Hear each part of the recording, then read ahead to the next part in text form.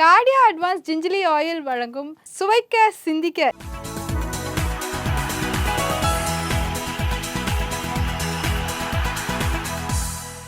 இன்னைக்கு நம்ம நிகழ்ச்சிக்கு சீனியர் நியூரோலஜிஸ்ட் டாக்டர் நாகராஜன் அவர்கள் வந்திருக்காங்க. அவர்கிட்ட நம்ம சந்தேகங்களை கேட்டு தெளிவு பெறலாமா? வாங்க நேயர்களே, நிகழ்ச்சிக்கு போகலாம். வணக்கம் டாக்டர். வணக்கம் doctor. Rice bran oil, history of oil, cooking, vegetable oil எல்லாத்தையும் ரொம்ப டீட்டெயில்டாக எபிசோட்ஸில் சொன்னீங்க டாக்டர். எங்கள் நேயர்களுக்கு இன்னும் கொஞ்சம் பெட்டராக இருக்கும் நீங்கள் ரைஸ் பிரானோட ஹெல்த் பெனிஃபிட்ஸை இன்னும் கொஞ்சம் சொன்னீங்கன்னா. எல்லாம் சொல்கிறேன். சுவைக்கு நீங்கள் சொல்கிறீங்க, சிந்திக்க நான் சொல்கிறேன். லாஸ்ட் டைம் முதல்ல பெனிஃபிட்ஸை பற்றி சொல்லிட்டு இருந்தேன், அப்புறம் அந்த சாய்ஸை பற்றி சொல்லிட்டு இருந்தேன். அதுக்கப்புறம் ஓரளவு அதனோட கண்டென்ட்ஸ், அந்த ரைஸ் பிரான் ஆயிலோட கண்டென்ட்டை பற்றி நம்ம பேசிகிட்டு இருந்தோம். அதில் இந்த பல அமிலங்கள், கொழுப்பு அமிலங்கள் சேர்ந்த ஒரு ஒரு ஒரு மாலிக்யூல் இருக்குது. எண்ணெயிலையும் பல அமிலங்கள், கொழுப்பு அமிலங்கள் சேர்ந்த மாலிக்யூல் இருக்குது. ஒரு ஆப்பை இல்லைன்னா ஒரு பொருள்னு வச்சுக்கோங்களேன், அதுக்குள்ளே எல்லாம் இருக்குது. ஸோ ஒரு ஃபேட்டுன்னு எடுத்துட்டிங்கன்னா அது ஃபேட்டி ஆசிட்னு நான் ஏற்கனவே சொன்னேன். அந்த ஃபேட்டி ஆசிடில் மானோசாச்சுரேட்டட் ஃபேட்டி ஆசிட்னாக்க ஒரே ஒரு ஃபேட்டி ஆசிட் இருக்குது. பாலிசாச்சுரேட்டட் ஃபேட்டி ஆசிட்னா பல சாச்சுரேட்டட் இந்த காம்பனண்ட்ஸ், தனி காம்பனண்ட்டாக இருக்குது. இப்போ இதெல்லாம் அப்படியே பபிளாக நிறைய இருக்கணும். ஒரு கற்பனையில் வச்சுக்கோங்களேன், ஒரு கற்பனையில் அப்படியே பபிளாக சோப் பபிள் மாதிரி இருக்குது. அந்த பபிள்குள்ளே இதெல்லாம் இருக்குதுன்னு வச்சுங்க. இந்த ரைஸ் பிரான் ஆயிலோட ஒரு மருத்துவ பெனிஃபிட் என்னன்னு கேட்டிங்கனாக்கா, இந்த மானோசாச்சுரேட்டட் ஃபேட்டி ஆசிட் நல்ல கொலஸ்ட்ராலை நீ நல்லா வளர்ப்பா, நிறைய வா அப்படின்னு சொல்லி அதுக்கு ஒரு ஆகாரம் மாதிரி கொடுக்குது. அப்போ இந்த நல்ல கொலஸ்ட்ரால் வரப்போ நல்ல கொலஸ்ட்ராலோட பெனிஃபிட் என்னென்னா, அடுத்தது நீங்கள் வாசகர்கள் கொஸ்டின் கேட்க முடியும். நல்ல கொலஸ்ட்ரால் இருந்தாக்க இந்த கொழுப்பு படிமானங்கள் இருக்குது பார்த்தீங்களா, நம்ம ரத்த குழாயில் அது இயற்கையாக வரத்தான் வரும். நம்ம குழாயில் உப்பு படிமானங்கள் மாதிரி ரத்த குழாயில் கொழுப்பு படிமானங்கள் நிறைய வரும். அதை அப்பப்போ க்ளீன் பண்ணிகிட்டே இருக்கும். ஸோ இந்த மாதிரி ஒரு ஸ்கேவஞ்சர் ஆக்டிவிட்டி. அப்போ போய் அப்போ நீங்கள் இருக்காத, வெளியேறுன்னு அதை வெளியேற்றி அதை சதைக்குள்ளே தள்ளி அந்த சதை அதை எரிச்சிடும். இந்த மாதிரி வேலை இந்த மானோசாச்சுரேட்டட் ஃபேட்டி ஆசிட் பண்ணும்.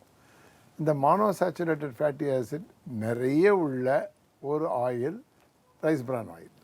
ஸோ இந்த ரைஸ் பிரான் ஆயிலில் பாலிசாச்சுரேட்டட் ஃபேட்டி ஆசிட் இருக்குது. பட் ப்ரொபோர்ஷன் பார்த்திங்கன்னா இது ஒரு 80 பங்கு இருந்தால் அது ஒரு 20 பங்கு இருக்கும். ஸோ இது எதுக்கு யூஸ்ஃபுல்லாக இருக்குது? இப்போ ஒரு டீப் ஃப்ரைங் பண்ணுறீங்க, நிறைய ஆயில் தேவை இருக்குது. ஒரு அப்பளம் பொரிக்கிறீங்க, ஒரு அப்பளம் பொரிக்கிறப்ப நிறைய ஆயில் நம்ம யூஸ் பண்ணுறப்ப அந்த ஆயில் கொஞ்சம் ஒட்டாமல் இருக்கும்னு ஏற்கனவே சொன்னேன். ஆனால் அந்த ஒட்டுற ஆயில்லையும் ஓரளவு மானோசாச்சுரேட்டட் ஃபேட்டி ஆசிட் நிறைய இருக்கிறதுனால நல்ல கொலஸ்ட்ராலை அது வளர்க்கும். நல்ல கொலஸ்ட்ராலை வளர்த்து இந்த நல்ல கொலஸ்ட்ரால் போய் அந்த படிமானங்களை ரிமூவ் பண்ணும். ரெண்டாவது இருதயத்துக்கு இந்த நல்ல கொலஸ்ட்ரால் ஒரு சக்தியை கொடுக்கும். அந்த இருதய ஓட்டத்துக்கும் இருதயம் சதை நார்கள் துடிப்பதற்கும் அந்த நல்ல கொலஸ்ட்ரால் போய் உள்ளே போய் அப்போ நீ நல்லா பம்ப் பண்ணுன்னு சொல்லி ஒரு சக்தியை கொடுக்குது. இந்த மானோசாச்சுரேட்டட் ஃபேட்டி ஆசிட் பிரெயினில் கண்டென்ட் ஜாஸ்தி இருக்கிறதுனால மூளையில் இந்த சக்தி, எனர்ஜி, மூளைக்கு எனர்ஜி வேணும் இல்லையா? மூளை ஃபுல்லாக ஃபேட்டில் தான் மிதக்குது. அப்படியே பார்த்திங்கன்னா அப்படியே ஃபேட்டாக தான் இருக்கும். அது அந்த ஃபேட்டுக்கு உண்டான எனர்ஜி, ஏதாவது ஹையஸ்ட்டு எனர்ஜி கொடுக்குறது ஃபேட்டு தான். இப்போ நீங்கள் ப்ரோட்டீன், கார்போஹைட்ரேட், ஃபேட்டுன்னு எடுத்துட்டிங்கன்னா ஃபேட்டு தான் டாப்பில் நிற்குது, அந்த எனர்ஜியை கொடுக்குறது. எனர்ஜிங்கிறது ஒரு வேகம், குதிரை வேகம்னு சொல்கிறேன் பார்த்தீங்களா? இப்போ நீங்கள் ஆயில் போட்ட உடனே தான் நல்லா ஓடுதுங்கிற மாதிரி அந்த ஆயில் சேர்ந்தால் தான் உங்களுக்கு ஒரு எனர்ஜி கொடுக்கும். அந்த எனர்ஜி கேலரி மூலமாக வெளியேறும். ஒரு கிராம் ஆயில் எடுத்துக்கிட்டிங்கன்னா அதில் ஒரு 9 கேலரி வருது. அதே இது கார்போஹைட்ரேட் எடுத்தால் 5 கேலரி தான், ப்ரோட்டீன் எடுத்தால் 2-3 கேலரி தான் வருது. நம்ம அளவோடு சாப்பிட்றப்போ அது ஞாபகம் வச்சுங்க, அளவில்லாமல் சாப்பிட்டால் அப்போ எனக்கு போகிறோம். நம்ம எப்படி நம்ம சாப்பாடு போகிற மாதிரி இந்த ரத்த குழாய்கள் எனக்கு இவ்வளோ போகிறோம், மிச்சமெல்லாம் நீங்கள் எங்கேயாவது போய்க்கோங்க அப்படிங்கிற மாதிரி தள்ளி விட்டுறோம். நைஸாக தள்ளி விட்டு நம்ம வயிற்றில் கொழுப்பாக மாதிரி அந்த பெல்லி டெவலப் ஆகும். ஸோ ஃபேட் கன்சம்ஷன் நீங்கள் எவ்வளவு செலவழிக்கிறீங்களோ அவ்வளவு கன்சியூம் பண்ணணும். அது முக்கியமான பாயிண்ட். அது ஞாபகம் வச்சுங்க. கொரோனா டயத்தில் அப்போல்லாம் நான் யூஸ் டு சே எல்லார்ட்டையும் சொல்லுவேன், ரொம்ப ஃபேட்டை சாப்பிடாதீங்க, ஏன்னா உங்களுக்கு நடை கிடையாது, ஒன்றுமே கிடையாது, வீட்டோடு அடைஞ்சு கிடக்குறீங்க. நிறைய ப்ரோட்டீன் சாப்பிடுங்க அந்த டயத்தில், ஏன்னா உங்களுக்கு எனர்ஜியே தேவையில்லை. சும்மா உட்காந்து டிவி பார்க்குறீங்க அப்போ. ஆனால் அந்த சமயம் பார்த்து தான் எல்லோரும் முறுக்கு, சீடை, ஏகப்பட்ட எண்ணெய் வஸ்துக்களை தின்னுட்டு இருந்தாங்க உட்காந்து. ஸோ அந்த மாதிரி டயத்தில் வந்து நீங்கள் நிறைய ப்ரோட்டீன் சாப்பிடுங்க. ப்ரோட்டீன் சாப்பிட்டா வந்து உங்களுக்கு எனர்ஜி இல்லாமல் தடுப்பு சக்தி இன்க்ரீஸ் ஆகும். ஃபேட்டை குறைங்க அப்படின்னு நான் யூஸ்ஃபுல்லாக அட்வைஸ் பண்ணுவேன் எல்லாருக்குமே. ஸோ ஃபேட் எப்போ தேவை இருக்குன்னா அன்றாட வாழ்க்கை ரொம்ப ஜாஸ்தி.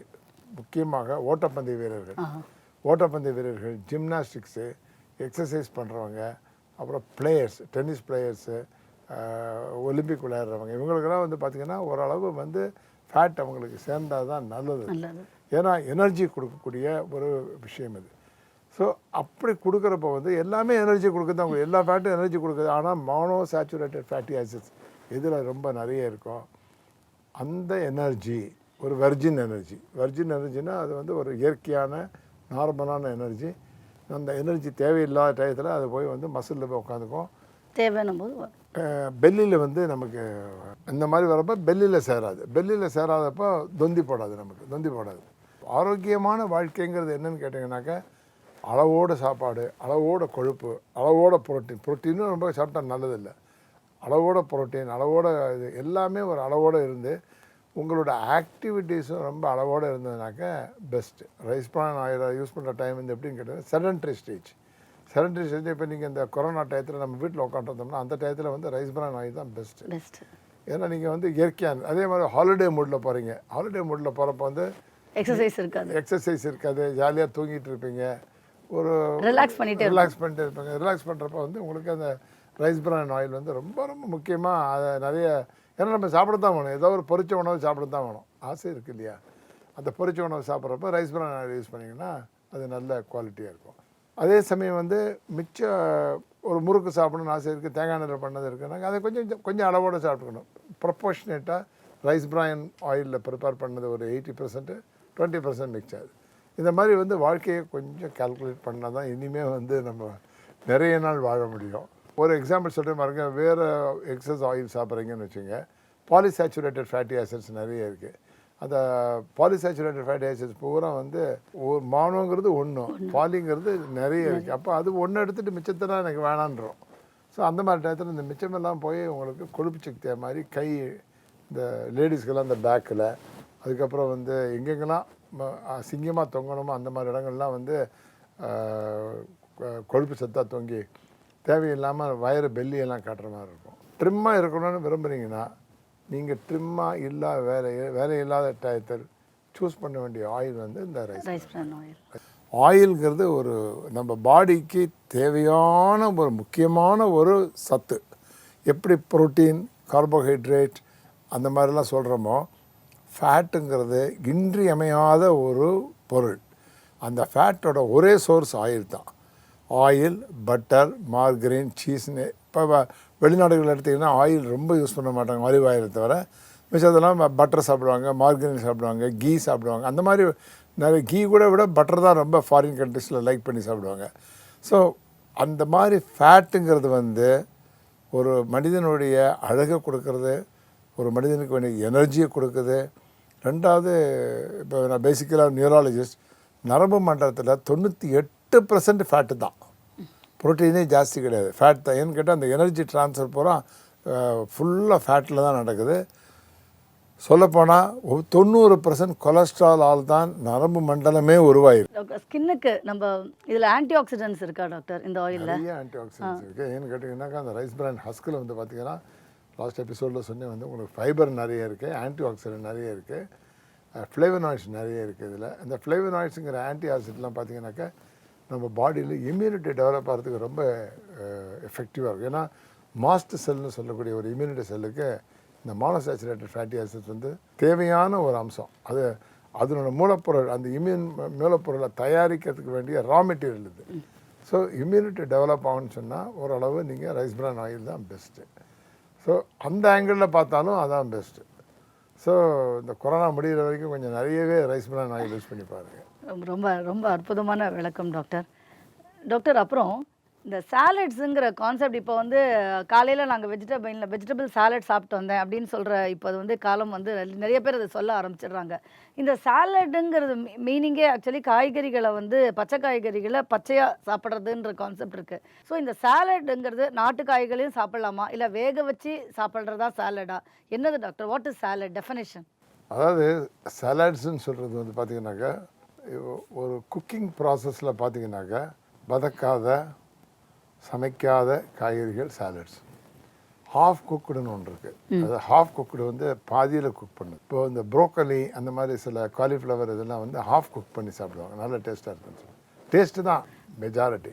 இப்போது சாலட்ஸில் வந்து ஒரு ஐடியா என்னென்னு கேட்டிங்கனாக்கா ஃபைபர் கண்டென்ட் ரொம்ப ஹை. நம்பர் 2, வைட்டமின்ஸ் எல்லாம் வந்து எந்த விதத்துலையும் ஸ்பாயில் ஆகாமல் கிடைக்கும். இப்போ வைட்டமின் ஏ வந்து எடுத்துட்டிங்கன்னா கேரட்ஸில் வந்து ரொம்ப ஜாஸ்தி. அதே மாதிரி பீட்ரூட் எடுத்துட்டிங்கன்னா சைனின்னு சொல்லி ஒரு பர்டிகுலர் ப்ராடக்ட், அது குக் பண்ணால் கெட்டு போயிடுது. குக் பண்ணுறதுக்கு முன்னாடி நீங்கள் அந்த சைனின் வந்து யூஸ்ஃபுல்லாக இருக்கும். சைனைட்ஸ் வந்து பாய்சன் நினைக்காதீங்க. சைனின் வந்து இது வந்து ரொம்ப நல்ல இது. கொரோனரி வேசோ டைலாட்டர்ஸ்னு சொல்லுவாங்க. அதாவது பார்த்திங்கனாக்கா ஹார்ட்டில் உள்ள ரத்த குழாய் இருக்குது பார்த்திங்களா, அந்த ரத்த குழாயை வந்து நல்ல விரிவடைஞ்சு நிறையா கேப்பிலரி லெவலில் கடைசி நதி பாயிற வரைக்கும் அந்த அழகான ஒரு ஓட்டத்தை கொடுக்கக்கூடியது. ரொம்ப அழகாக ரெசிபியோட சொல்லிட்டீங்க டாக்டர். நேயர்களுக்கு ரொம்பவும் பயனுள்ளதாக இருக்கும்னு நினைக்கிறோம். நன்றி, வணக்கம். என்ன நேயர்களே, நிகழ்ச்சி மிகவும் பயனுள்ளதாகவும் சுவையாகவும் இருந்தது இல்லையா? மீண்டும் அடுத்த வாரம் சந்திப்போம். நன்றி, வணக்கம்.